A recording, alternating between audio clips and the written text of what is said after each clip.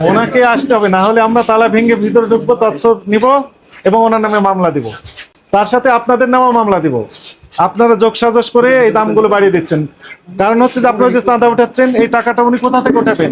ভোক্তাদের পকেট থেকে উঠাতে হবে।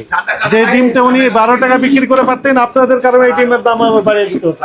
কারণ আপনার টাকা তো ওনাকে দিতে হবে, উনি টাকা পকেট থেকে দিবেন। এই যে সমিতি করে বসে আছেন, টাকা কালেক্ট করছেন বললেন, আপনারা যে অফিস সহকারী বলেন যে ওনার কাজ হচ্ছে শুধু টাকা কালেক্ট করা। আপনার এই সমিতির কাজটা কি বলেন? শুধু টাকা কালেক্ট করা, চাঁদা তোলা? উনি তো বলেন যে শুধু টাকা কালেক্ট করেন, ইংলিশে বলেছেন। 12 টাকার ডিম জনগণ 15 টাকা খাচ্ছে, এটা জনগণের লাভ হলো। 4 টাকা করে বেশি দাম। আপনার কি কাজ? দ্রব্যমূল্যের দাম বাড়িয়ে দেওয়া কাজ না কি কাজ? টাকা ওঠে না কাজ।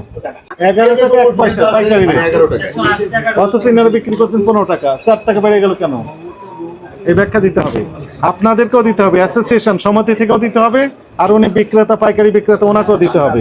আপনারা কি কি স্টেপ নিয়েছেন ওনার বিরুদ্ধে?